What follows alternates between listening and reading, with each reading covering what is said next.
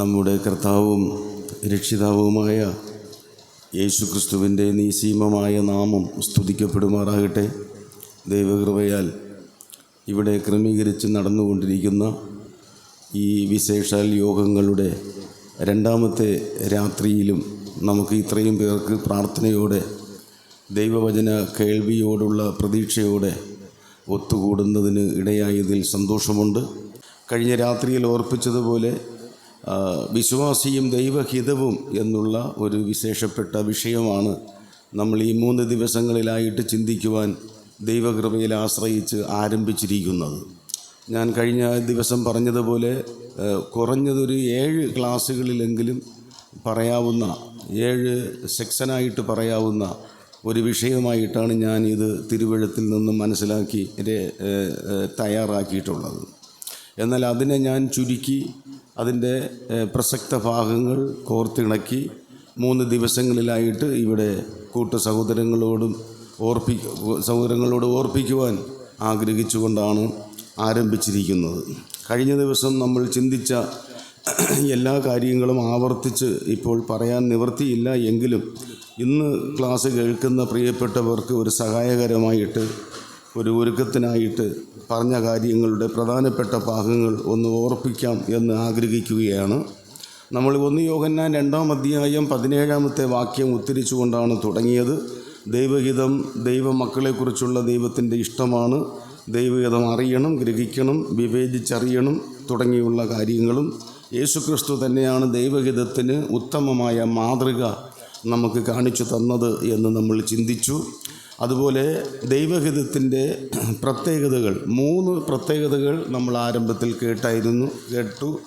ഒന്ന്, അത് ആകാശം പോലെ അനന്തമാണ്, മാനുഷിക ബുദ്ധിക്ക് അതീതമായ അഗാധമായ ഒരു വിഷയമാണ് ദൈവഹിതം എന്ന് പറയുന്നത്. 2, നന്മയും പ്രസാദവും പൂർണ്ണതയുമുള്ളതാണ് ദൈവഹിതത്തിൻ്റെ പ്രത്യേകത. 3, ദൈവഹിതം ആരെയും നിർബന്ധിച്ച് അടിച്ചേൽപ്പിക്കുന്ന ഒന്നല്ല. നിവർത്തിക്കുന്നവർ അവരവരുടെ മനസ്സിൻ്റെ സ്വാതന്ത്ര്യത്തോടെ, അതായത് മനഃപൂർവമായിട്ട് അവരവരുടെ സ്വന്തം ഇഷ്ടത്തിൽ ചെയ്യേണ്ടതായ കാര്യമായിരിക്കുന്നു എന്ന് നമുക്ക് കേൾക്കുവാൻ കഴിഞ്ഞു. അതുപോലെ നിർബന്ധമായിട്ട് ദൈവഹിതത്തെ അനുസരിക്കാതെ അവരവരുടെ സ്വന്തം ഇഷ്ടത്തിന് ജീവിച്ച് പ്രവർത്തിച്ച ചിലരുടെ സംഭവങ്ങൾ നമ്മൾ ഓർത്തു. ബിലയാമിൻ്റെ കാര്യം, മോശയുടെ കാര്യം തുടങ്ങിയുള്ള ചില സംഭവങ്ങൾ നമ്മൾ ഓർക്കുകയായിരുന്നു. ഒടുവിലായിട്ട് നമ്മൾ ചിന്തിച്ചത് പഴയ നിയമകാലത്ത് ദൈവഹിതം വെളിപ്പെട്ടിരുന്ന 5 മാർഗങ്ങളാണ്. അത് 1, ഊറീം തുമ്മീം എന്നുള്ള മാർഗത്തിലൂടെ. 2, ചീട്ടിട്ട് കാര്യങ്ങൾ മനസ്സിലാക്കിയിരുന്നു. 3, സ്വപ്നത്തിലൂടെ മനസ്സിലാക്കിയിരുന്നു. 4, പ്രവാചകന്മാർ മുഖാന്തരം ദൈവ ഇഷ്ടം അറിഞ്ഞിരുന്നു. 5, അടയാളങ്ങളിലൂടെ. അതിന് 5 അടയാളങ്ങൾ ഞാൻ ഓർപ്പിച്ചു എന്നാണ് കരുതുന്നത്. ഇത്രയും കാര്യങ്ങൾ പറഞ്ഞാണ് ഇന്നലത്തെ ക്ലാസ് ഉപസംഹരിച്ചത്. ഇന്ന് നമ്മൾ കേൾക്കുവാൻ പോകുന്നത് ദൈവഹിതം വെളിപ്പെടുവാനുള്ള വ്യവസ്ഥകളാണ്. ദൈവഹിതം നമ്മുടെ ജീവിതത്തിൽ വെളിപ്പെടുത്തി കിട്ടുന്നതിന് വേണ്ടി ദൈവം വെച്ചിട്ടുള്ള വ്യവസ്ഥ എന്ന് തന്നെ നമുക്ക് മനസ്സിലാക്കാം. അതിലൊരു 3 വ്യവസ്ഥകളെങ്കിലും പറയണമെന്ന് ഞാൻ ആഗ്രഹിക്കുന്നു. സമയം അനുവദിക്കുന്നത് പോലെ, ദൈവം എന്നെ നടത്തുന്നത് പോലെ അത് ഞാൻ ഓർപ്പിക്കുന്നതാണ്. പ്രാർത്ഥനയോടും വചന കേൾവിയോടുള്ള അതീവ ശ്രദ്ധയോടും നിങ്ങൾ ഇരിക്കുന്നു എന്നുള്ളതിൽ വളരെ സന്തോഷമുണ്ട്. തുടർന്നും ആ നിലയിൽ തന്നെ തുടരുവാൻ സ്വർഗത്തിലെ ദൈവം നമ്മെ സഹായിക്കട്ടെ. ഒന്നാമത്തെ ഇന്നത്തെ നമ്മുടെ വിഷയത്തിലേക്ക് പ്രവേശിക്കുന്നതിന് വേണ്ടി നമുക്കൊരു വാക്യം ആരംഭത്തിൽ ഉദ്ധരിക്കാം. യോഹന്നാൻ്റെ സുവിശേഷം 7-ാം അധ്യായം 17-ാമത്തെ വാക്യമാണ്. യോഹന്നാൻ്റെ സുവിശേഷം 7-ാം അധ്യായത്തിൻ്റെ 17-ാമത്തെ വാക്യം സവർണൊന്ന് വായിക്കുക. യോഹന്നാൻ 7:17. അവൻ്റെ ഇഷ്ടം ചെയ്യുവാൻ ഇച്ഛിക്കുന്നവൻ മതി. അവൻ്റെ ഇഷ്ടം ചെയ്യുവാൻ ഇച്ഛിക്കുന്നവൻ, അതായത് ദൈവഹിതം ചെയ്യുവാനായിട്ട് നമുക്കൊരാഗ്രഹം വേണം. അതാണ് അതിൽ നിന്ന് ഞാൻ മനസ്സിലാക്കി പറയുവാൻ ആഗ്രഹിക്കുന്നത്.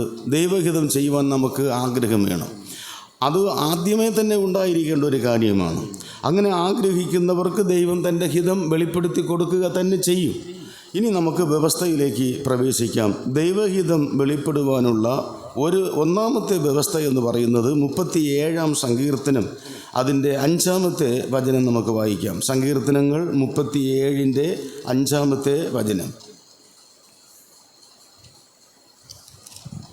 നിന്റെ വഴി യഹോവയെ ഭരമേൽപ്പിക്കുക, അവനിൽ തന്നെ ആശ്രയിക്കുക, അവൻ അത് നിർവഹിക്കും. ഇവിടെ നിന്റെ വഴി യഹോവയെ പരമേൽപ്പിക്കുക, അവനിൽ തന്നെ ആശ്രയിക്കുക.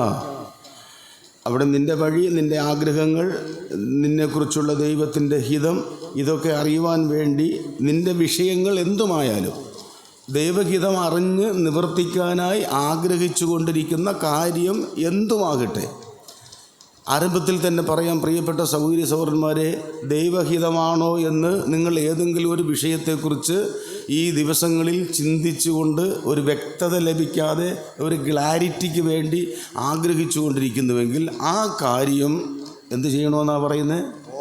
യഹോവയെ പരമേൽപ്പിക്കുക, ദൈവകരങ്ങളിൽ അതിനെ സമർപ്പിക്കുക, എന്നിട്ട് അവനിൽ തന്നെ ആശ്രയിക്കുക. എത്ര നല്ലൊരു പ്രയോഗമാണ്! അവനിൽ തന്നെ ആശ്രയിക്കുക എന്ന് പറഞ്ഞാൽ അതിനകത്തുള്ളൊരാശയം അവന് വേണ്ടി കാത്തിരിക്കുക. കാര്യത്തെ ദൈവത്തിങ്കൽ പരമേൽപ്പിച്ചിട്ട് ആ കാര്യത്തിൽ ദൈവം നമ്മെ നടത്തുന്ന ആ വിഷയം മനസ്സിലാക്കാൻ വേണ്ടി അതിലൊരു വെളിച്ചം കിട്ടുന്നത് വരെ ആ കാര്യത്തിന് വേണ്ടി എന്ത് ചെയ്യണം? കാത്തിരിക്കണം. അതാണ് ഇനി ഇതിനെ വിവരിക്കുക എന്നുള്ളതാണ് വിഷയം.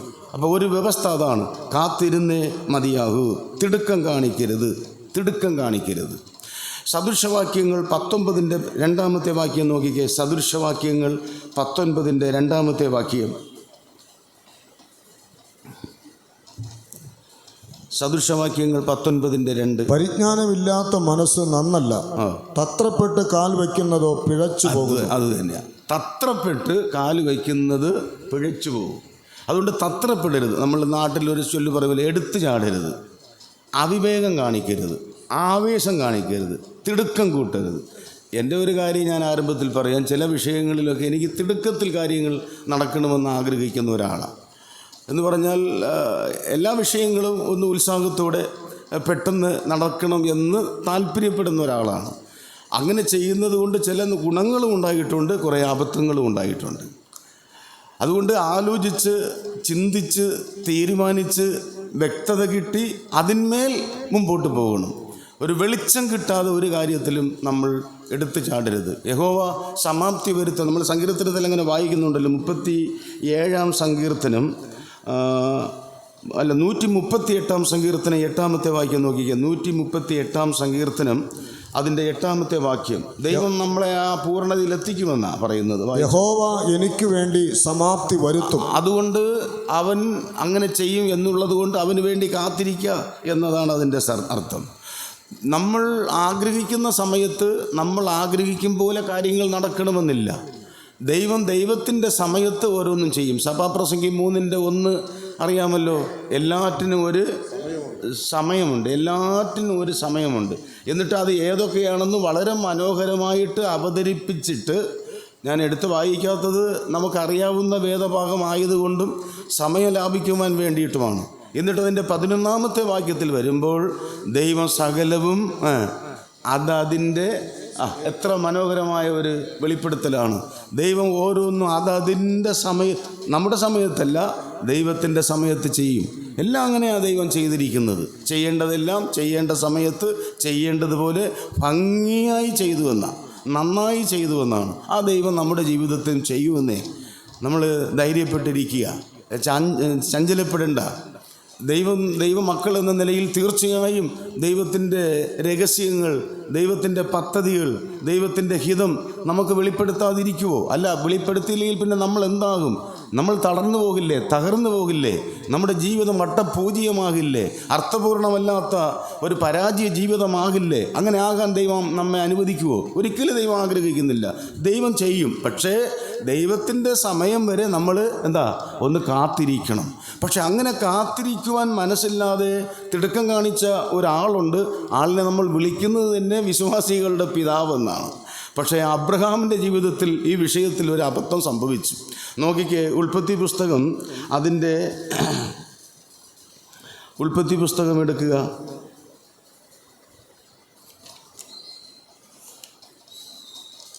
അതിൻ്റെ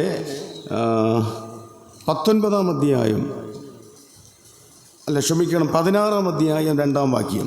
ഉൽപ്പത്തി പുസ്തകം 16-ന്റെ 2-ാമത്തെ വാക്യം. സാറായി അബ്രാഹാമിനോട്, ഞാൻ പ്രസവിക്കാതിരിപ്പാൻ യഹോവ എൻ്റെ ഗർഭം അടച്ചിരിക്കുന്നുവല്ലോ, എൻ്റെ ദാസിയുടെ അടുക്കൽ ചെന്നാലും പക്ഷേ അവളാൽ എനിക്ക് മക്കൾ ലഭിക്കും എന്ന് പറഞ്ഞു. ഇത് അബ്രഹാമിനോടുള്ള ദൈവത്തിൻ്റെ വാഗ്ദത്തമാണ്. ദൈവം അവർക്കൊരു സന്തതിയെ നൽകുമെന്ന് പറഞ്ഞിട്ടിപ്പോൾ സമയം കുറേയായി. ഏതാണ്ട് 10-13 വർഷം അവൻ കാത്തിരുന്നു. എന്നിട്ടും കുട്ടി ഉണ്ടാകുന്നില്ല. അപ്പോഴാണ് കുറുക്ക് വഴിയിലൂടെ പെട്ടെന്ന് കാര്യങ്ങൾ നടക്കാൻ വേണ്ടി അവിടെ ഒരു തെറ്റായ പ്രവണതയിലേക്ക് അവർ തിരിയുന്നു. എന്നെ അവിടെ ചിന്തിപ്പിച്ചത്, അബ്രഹാം സാറായിയുടെ അനുസരിച്ചു, ഭർത്താവ് ഭാര്യയുടെ വാക്ക് അനുസരിച്ചു. ഞാൻ പറയട്ടെ, എല്ലാ വിഷയത്തിലും ഇങ്ങനെ അനുസരിച്ചിരുന്നെങ്കിൽ എന്ത് നന്നായിരുന്നേനെ.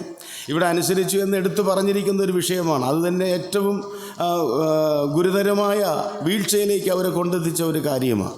ഇങ്ങനെ അനുസരിച്ചതിൻ്റെ ഫലമായി പിന്നീട് സംഭവിച്ച തിക്താനുഭവങ്ങൾ ഇന്നും തീർന്നിട്ടില്ല, ഇന്നും അനുഭവിച്ചുകൊണ്ടിരിക്കുക. നിങ്ങൾക്ക് മനസ്സിലാകുന്നുണ്ടായിരിക്കും. അപ്പോൾ ദൈവഹിതത്തിന് വിരുദ്ധമായിട്ടായിരുന്നു അബ്രഹാമിൻ്റെ എടുത്തുചാട്ടമെന്ന് ഓർക്കുക. ദൈവത്തിൻ്റെ സമയം വരെ കാത്തിരുന്നില്ല. എബ്രായ ലേഖനം 6-ാം അധ്യായത്തിലേക്ക് വരാം. എബ്രായ ലേഖനം 6-ാം അധ്യായം അതിൻ്റെ 12-ാമത്തെ വാക്യം. ദൈവത്തിൻ്റെ സമയം വരെ കാത്തിരിക്കണം എന്നതിന് നമ്മളെ ധൈര്യപ്പെടുത്തേണ്ടുന്നൊരു വാക്യമാണ്. എബ്രായർ 6-12 നോക്കിക്കേ. അങ്ങനെ നിങ്ങൾ മന്ദതയുള്ളവരാകാതെ വിശ്വാസത്താലും ദീർഘക്ഷമയാലും വാഗ്ദത്തങ്ങളെ അവകാശമാക്കുന്നതിന് വേണ്ടി 2 കാര്യങ്ങൾ അനിവാര്യമായിട്ടിരിക്കുന്നുവെന്നാണ് അവിടെ പറയുന്നത്. 1 വിശ്വാസം, 2 ദീർഘക്ഷമ. അതിനെ കാത്തിരിപ്പെന്ന് ഞാൻ പറയട്ടെ. അത് സമയമാകുന്നത് വരെ കാത്തിരിക്കണം, ദീർഘക്ഷമയോടെ കാത്തിരിക്കണമെന്നാണ്. 40-ാം സങ്കീർത്തനം 1-ാമത്തെ വാക്യം നമുക്കറിയാമല്ലോ. 40-ാം സങ്കീർത്തനം 1-ാം വാക്യം, ഞാൻ യഹോവയ്ക്കായി. നമ്മൾ ആ വാക്യം പലപ്പോഴും അങ്ങനെ പറഞ്ഞ് വിടുമ്പോൾ അതിൻ്റെ പ്രാധാന്യം കുറഞ്ഞു പോകുന്നു എന്ന് പറയേണ്ടിയിരിക്കുന്നു. ഞാൻ യഹോവയ്ക്കായി കാത്തിരുന്നു എന്ന് പറഞ്ഞ് നമ്മൾ പോവുക. അതിങ്ങനെ ചിന്തിച്ച് നോക്കിക്കേ. ഞാൻ യഹോവയ്ക്കായി കാത്തിരുന്നു. എങ്ങനെയുണ്ട്? ഞാൻ യഹോവയ്ക്കായി കാത്തിരുന്നു. എപ്പോഴാണ് അവൻ എങ്കിലേക്ക് ചാഞ്ഞത്? ഞാൻ യഹോവയ്ക്കായി കാത്തിരുന്നപ്പോൾ. അവിടെ ഒരു സമയമുണ്ട്, സമയദൈർഘ്യമുണ്ട്. കാത്തിരുന്നപ്പോൾ അവൻ എങ്കിലേക്ക് ചാഞ്ഞു വന്നു. അവൻ എങ്കിലേക്ക് ചാഞ്ഞു വരുന്നത് വരെ, ആ കാര്യത്തിൽ ഒരു വ്യക്തത എനിക്ക് കിട്ടുന്നത് വരെ ഞാൻ യഹോവയ്ക്കായി കാത്തിരിക്കുന്നു. ക്ഷമയോടെ കാത്തിരിക്കണം. അതല്ലയോ നമ്മൾ പാടുന്നത്, ഞാൻ യഹോവയ്ക്കായി കാത്തല്ലോ അവനെങ്കലേക്കു ചാഞ്ഞു വന്നല്ലോ. ഞാൻ യഹോവയ്ക്കായി അവനെങ്കലേക്കു ചാഞ്ഞു കേട്ടല്ലോ. നാശകരമായ കുഴിയിൽ നിന്നും കുഴഞ്ഞ ചേറ്റിൽ നിന്നും കയറ്റി.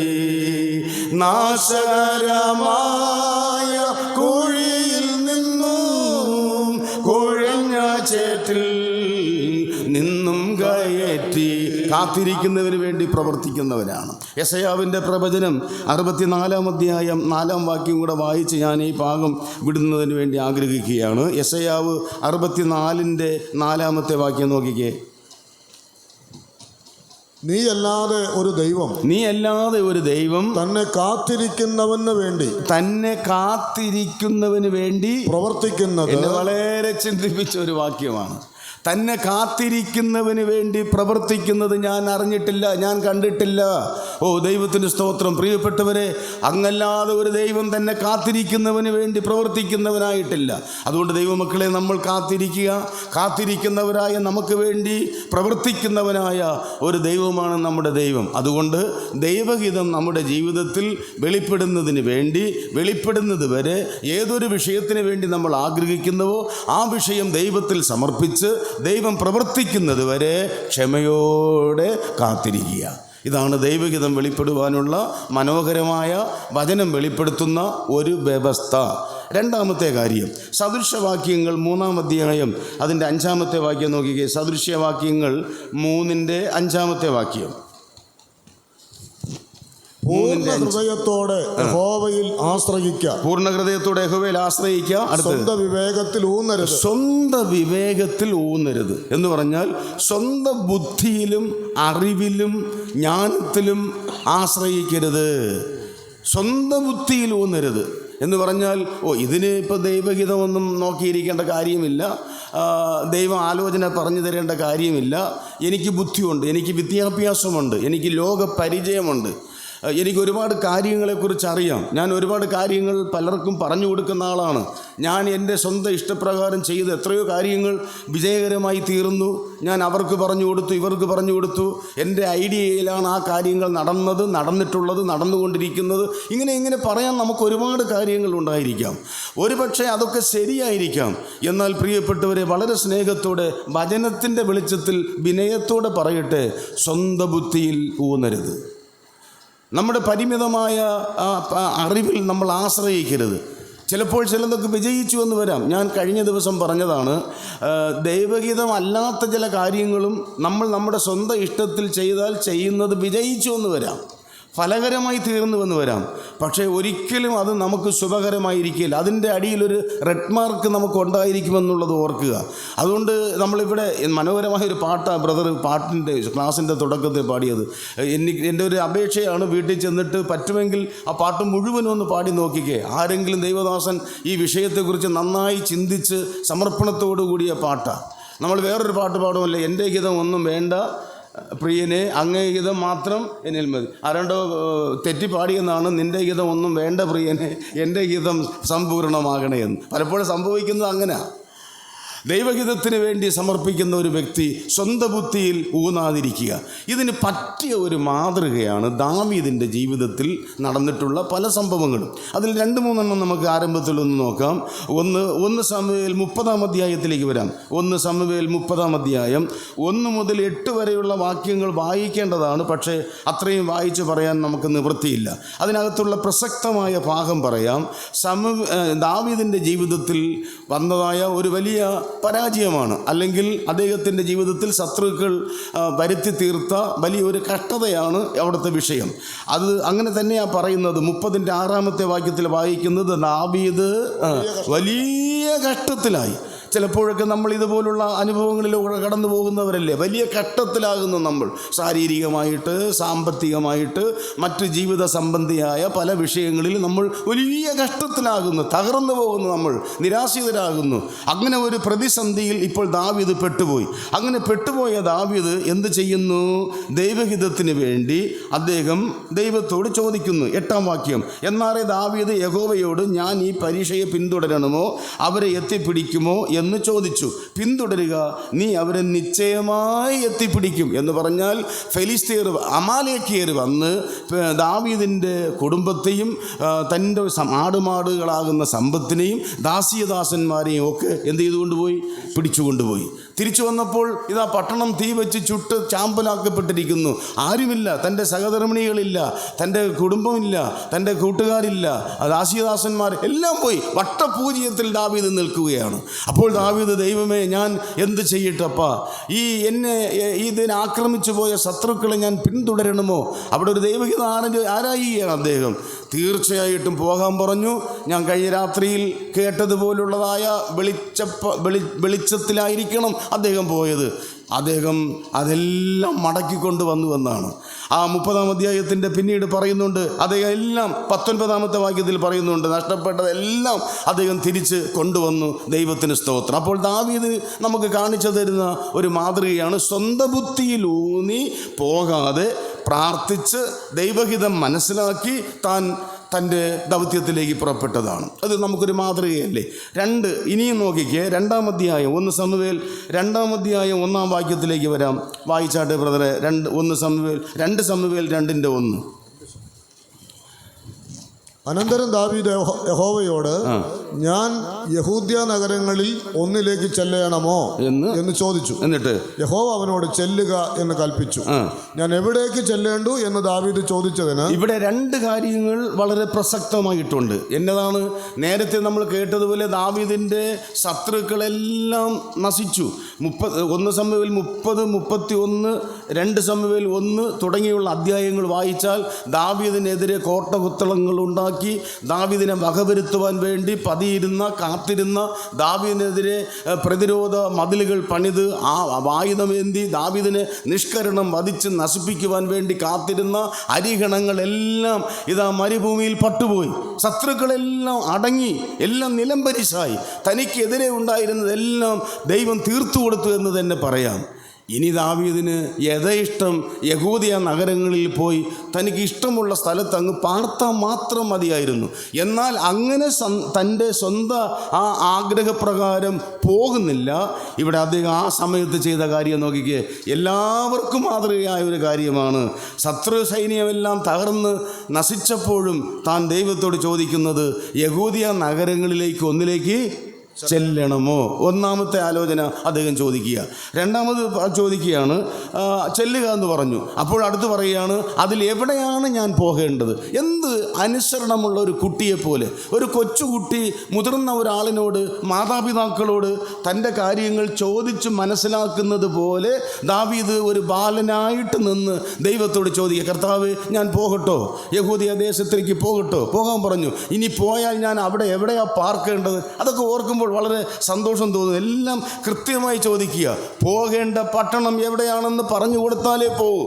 ഇതിന് നല്ലൊരു മാതൃകയാണ് അബ്രഹാമിൻ്റെ കാര്യം. നമുക്കറിയാം, ഉൽപ്പത്തി പുസ്തകം എടുത്ത് ഉൽപ്പത്തി പുസ്തകം 26-ാം അധ്യായം 12-ാം അധ്യായം 1-ാമത്തെ വാക്യം ഇന്നലെ നമ്മൾ വായിച്ചതാണെന്ന് തോന്നുന്നു. ഞാൻ നിനക്ക് വായിച്ചാട്ടെ ബ്രദറെ, 12-1. യഹോവ അബ്രഹാമിനോട് നീ നിന്റെ ദേശത്തെയും ചാർച്ചക്കാരെയും പിതൃഭവനത്തെയും വിട്ടു പുറപ്പെട്ട് ഞാൻ നിന്നെ കാണിപ്പാനിരിക്കുന്ന ദേശത്തേക്ക്. ആ വാക്ക് ശ്രദ്ധിക്കണേ. ഞാൻ നിനക്ക് കാണിപ്പാനിരിക്കുന്ന ദേശത്ത് വേണം നീ പോകുവാൻ. ഞാൻ കാണിച്ച് തന്ന ദേശമല്ല. ഇവൻ കാലുകുത്തുന്നത് വരെ ഏതാണ്ട് 1000-ലധികം മൈലുകൾ നടന്ന് വരികയാണ്. ഗൂഗിൾ മാപ്പ് കണ്ടല്ല അബ്രഹാം തൻ്റെ യാത്ര തുടർന്നത്. ശ്രദ്ധിക്കുക, അദ്ദേഹം വിശ്വാസത്തിൻ്റെ ദൃഷ്ടിയിൽ കാൽപ്പാടുകൾ പതിച്ച് മുമ്പോട്ട് വരികയാണ്. അദ്ദേഹം കാണുന്നത് അദ്ദേഹം ചെന്നെത്തിയത് ദൈവം കാണിപ്പാനിരിക്കുന്ന ദേശം എന്ന് പറഞ്ഞാൽ ദാവീദിനോട് ഇപ്പോൾ പറയുന്നത് പോലെ, ദാവീദ് ചോദിക്കുന്നത് പോലെ ഞാൻ എവിടെ പാർക്കണം?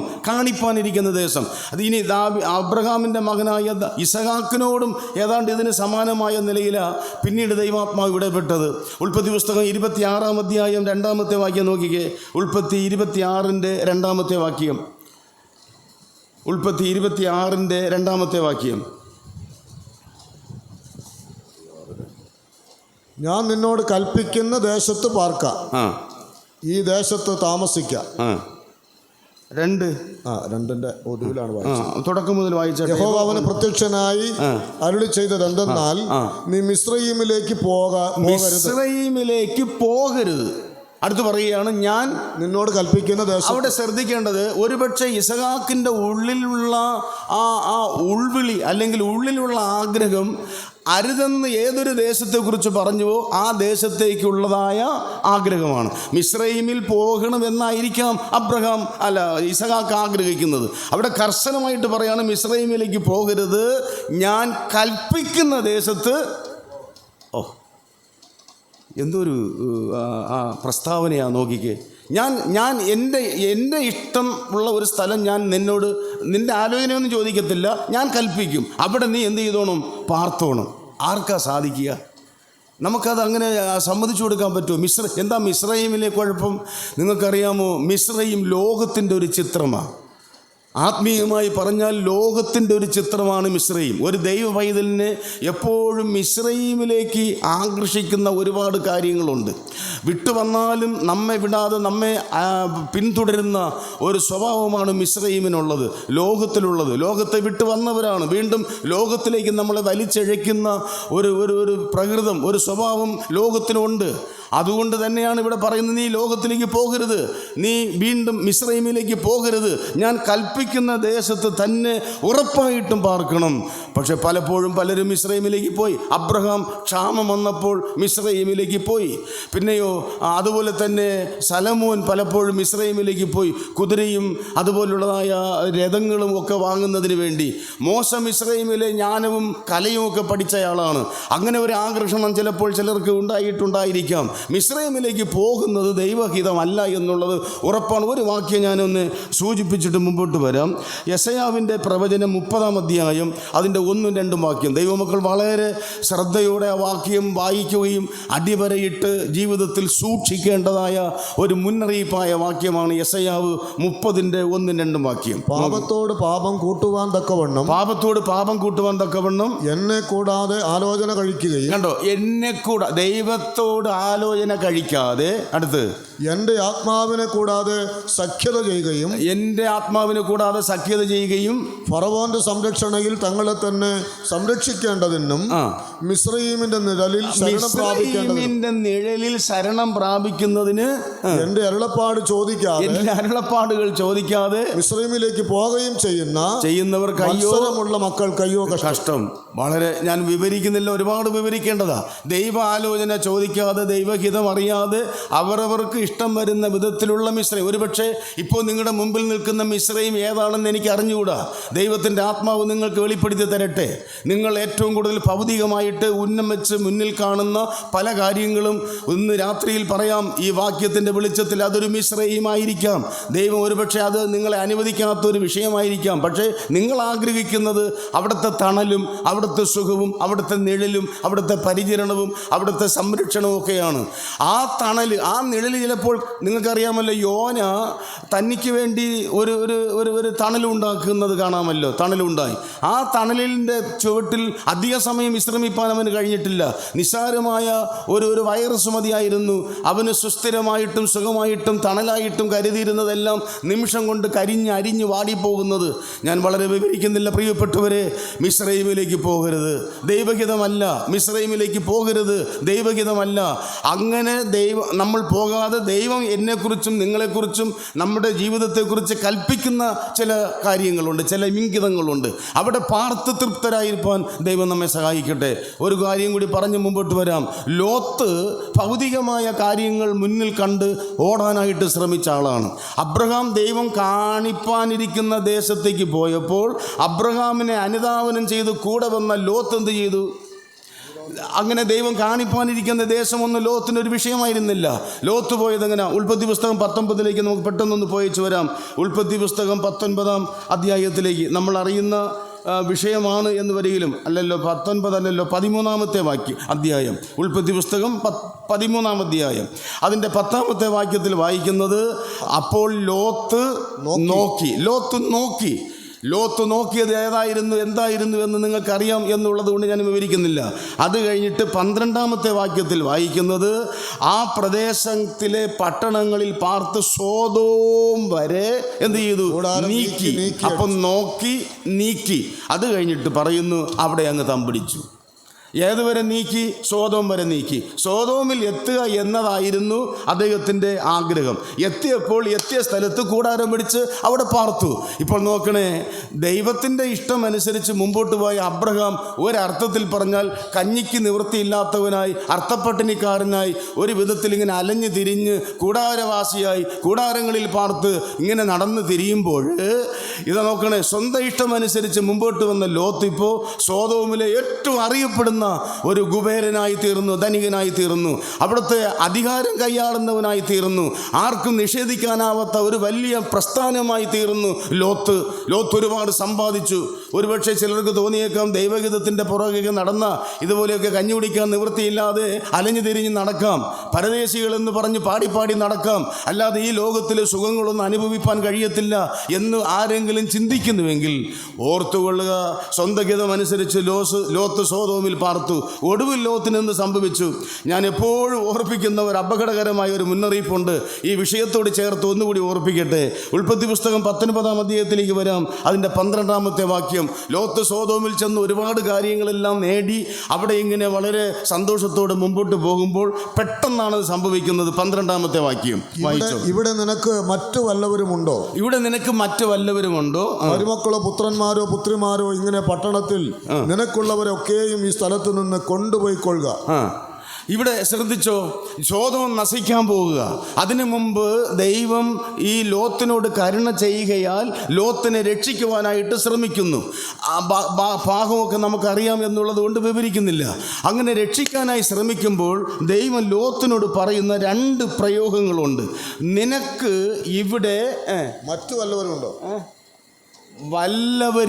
വല്ലവരുമുണ്ടോ? നിനക്ക് ഇവിടെ വല്ലവരുമുണ്ടോ? ഒന്ന്. രണ്ടാമത്, നിനക്കുള്ളവരെ ഒക്കെയും ഈ സ്ഥലത്ത് നിന്ന് കൊണ്ടുപോകുക. അപ്പം നീ കുറേ കാലം കൊണ്ട് സോദോമിൽ പാർക്കുന്നല്ലോ, നീ ഇവിടെ എന്ത് നേടി? ഒന്ന്, നിനക്ക് വല്ലതുമുണ്ടോ എന്ന് ചോദിച്ചിരുന്നെങ്കിൽ ലോത്ത് പറഞ്ഞതിന് ഒരു 50 പാണ്ടി ലോറിയിൽ കയറ്റിയാലും തീരാത്ത ആടുമാട് സ്വത്തുകൾ, വെള്ളിയും പൊന്നും, ദാസിദാസന്മാർ ഉണ്ട് ദൈവമേ എനിക്ക്. എന്നാൽ ദൈവാത്മാവ് ബോധത്തോട് ചോദിച്ചു, നിനക്ക് വല്ലതുമുണ്ടോ എന്നല്ല, നിനക്ക് ഇവിടെ ഓർത്തു വെച്ചോണേ, ഇത് നമ്മൾ ചെവിയിൽ ഇങ്ങനെ നുള്ളി ഓർമ്മിച്ചു വെച്ചോ. ഇവിടെ നിനക്ക് വല്ലതുമുണ്ടോ എന്ന് ദൈവം ഒരു ദൈവ പൈതലിനോട് ചോദിക്കുന്നില്ല. നിനക്ക് ഇവിടെ വല്ലവരുമുണ്ടോ? കാലം ഇത്രയായി, രക്ഷിക്കപ്പെട്ടിട്ട് 20, 25, 30, 40, 50 വർഷമായി. നിനക്കിവിടെ വല്ലതും ഉണ്ടെന്ന് ചോദിച്ചാൽ നമുക്ക് ചിലതൊക്കെ പറയാനുണ്ട് ഇവിടെ. അതൊന്നും ഞാനൊരു കുറ്റമായിട്ട് ഇവിടെ പറയുന്നില്ല. എന്നാൽ ഞാൻ പറയുന്നത് എൻ്റെ മനസ്സിലെ അതേ വികാരത്തോടെ ഏറ്റെടുക്കുവാൻ ദൈവം നിങ്ങൾക്ക് കൃപ തരട്ടെ. തിരിച്ച് ദൈവാത്മാ നമ്മോട് ചോദിക്കുക, ഇത്രയും കാലം കൊണ്ട് നിനക്ക് ഇവിടെ വല്ലവരുമുണ്ടോ എന്ന് പറഞ്ഞാൽ നിന്റെ പ്രയത്ന ഫലം കൊണ്ട് നീ സുവിശേഷം പറഞ്ഞ് രക്ഷയിലേക്ക് നയിച്ച എത്ര പേരുണ്ട് ഇവിടെ? ഒരാളെങ്കിലും ഞാൻ അതിനെ ഈ പരിമിതപ്പെടുത്തി സഹോദരി സഹോദരന്മാരുടെ മുമ്പാകെ പറയട്ടെ, ഒരു വ്യക്തിയെങ്കിലും ഉണ്ടോ? രണ്ടാമത് പറയുന്നത്, അങ്ങനെ നിനക്കുള്ളവരെ കൊണ്ട് ഈ സ്ഥലത്ത് നിന്ന്, നിനക്കുള്ളതിനെ കൊണ്ട് ഇവിടെ നിന്ന് പോകാൻ പറ്റത്തില്ല, നിനക്കുള്ളവരെ കൊണ്ട് പോകാൻ പറ്റും. എങ്ങനെയുണ്ട് പ്രിയപ്പെട്ടവരെ? ദൈവഹിതത്തിനല്ലാതെ സ്വന്തം ഇഷ്ടത്തിന് മുമ്പോട്ട് പോയി അവസാനം കണ്ണുനീരും കൈയുമായിട്ട് പിന്നെ അവിടെ നിന്ന് വിട്ട് ഓടേണ്ടി വന്നു. ഓടാൻ സമയത്ത് തന്നെ അവൻ പോകത്തില്ല. ദൂതന്മാരോട് മല്യുദ്ധം പിടിക്കുക. പിന്നെ ഞാൻ എൻ്റെ ഭാഷയിൽ പറയാം, അങ്ങ് പുരയ്ക്കകത്ത് കയറി ലോത്തിൻ്റെ കൈക്ക് പിടിച്ച് പുറത്ത് കൊണ്ടുവന്നിട്ട് കഴുത്തിൽ കൈ കൊടുത്ത് കുന്തി വിട്ട് കാണും, വിട്ടോ ഇവിടെ നിന്ന് വിട്ടോ എന്ന് പറഞ്ഞു. അത് POC ബൈബിളിൽ പറഞ്ഞിരിക്കുന്നത് ഓടിപ്പോക എന്ന് പറഞ്ഞാൽ ജീവൻ വേണമെങ്കിൽ എന്ത് ചെയ്യുക? ഓടിപ്പോക. അവസാനം നോക്കണേ, നെഞ്ചത്ത് കൈയടിക്കുന്നവനായി വെറും കൈയോടുകൂടെ ഇതാ നിലവിളിയോടുകൂടെ മുമ്പോട്ട് പോകുകയായിരുന്നു, ഓടുകയായിരുന്നു. ഓടിയിട്ട് വല്ല രക്ഷയും ഉണ്ടായിരുന്നു? ഇനി അതൊന്നും ഞാനിവിടെ ഇപ്പോൾ വിവരിക്കുന്നില്ല. അതുകൊണ്ട് പ്രിയപ്പെട്ടവരെ, ദൈവഹിതത്തിന് നമ്മെ സമർപ്പിക്കാം. അതുകൊണ്ട് മിസ്രൈമിലേക്ക് പോകരുത്, ലോകത്തിൻ്റെ സുഖങ്ങളിലേക്ക് പോകരുത്. അതാണ് നമ്മുടെ ഇഷ്ടം. തികച്ചും ദൈവം കാണിക്കുന്ന ദേശത്ത്, കൽപ്പിക്കുന്ന ദേശത്ത്, കൽപ്പിക്കുന്ന വിഷയങ്ങളിൽ സമർപ്പിച്ചു കൊടുത്ത് ജീവിപ്പാനിടയാകട്ടെ. വീണ്ടും ദാവീദിലേക്ക് വരാം. 2 സമൂവേൽ 5-ാം അധ്യായത്തിലേക്ക് ഇങ്ങനെയൊക്കെ മാതൃക ദാവീദ് കാണിക്കുന്നു. 2 സമൂവേൽ 5-ാം അധ്യായം 18-ഉം 19-ഉം വാക്യം. 2 സമൂവേൽ 5-ാം അധ്യായം 18-ഉം 19-ഉം വാക്യം നോക്കിക്കേ. ഫെലിസ്ത്യർ വന്ന് രഫായിം താഴ്വരയിൽ പരന്നു. അപ്പോൾ ദാവീദ് യഹോവയോട്, ഞാൻ ഫെലിസ്ത്യരുടെ നേരെ പുറപ്പെടണമോ? അവരെ എൻ്റെ കയ്യിൽ ഏൽപ്പിച്ച് തരുമോ എന്ന് ചോദിച്ചു. പുറപ്പെടുക, ഞാൻ ഫെലിസ്ത്യരെ നിന്റെ കയ്യിൽ ഏൽപ്പിക്കുമെന്ന് യഹോവ ദാവീദിനോട് അരുളി ചെയ്തു.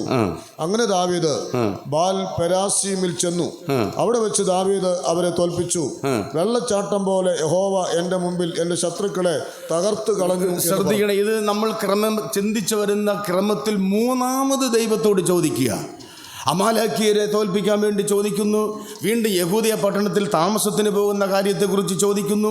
ഇപ്പോൾ ഇത് ഫെലിസ്തീയർ തനിക്കെതിരെ വട്ടം കൂട്ടിയപ്പോൾ ആ വിഷയത്തിലും ദൈവത്തിൻ്റെ ആലോചന അദ്ദേഹം ചോദിക്കുകയാണ്. പോകാൻ പറഞ്ഞു, ഫെലിസ്തീനെയും തോൽപ്പിച്ചു. അവിടെ ഒരു പ്രത്യേക പ്രയോഗമുണ്ട്, വെള്ളച്ചാട്ടം പോലെ എന്ന് പറഞ്ഞാൽ അപാരമായ ഒരു വിജയമാണ് ദാവീദ് കൈവരിച്ചത്. അതിൻ്റെ പുറകിൽ ദാവീദിൻ്റെ മിടുക്കൊന്നുമല്ല, ദൈവഹിതപ്രകാരം ദാവീദ് പോയതുകൊണ്ട് പോകുന്ന ദാവീദിന് വേണ്ടി സമാപ്തി വരുത്തുവാൻ, വിജയം ഭരിക്കുവാൻ ദൈവത്തിന് കഴിയും. ദൈവം ചെയ്യും, ദൈവം അത് ചെയ്യുന്നു. അങ്ങനെയും മാതൃക കാണിക്കുന്നു.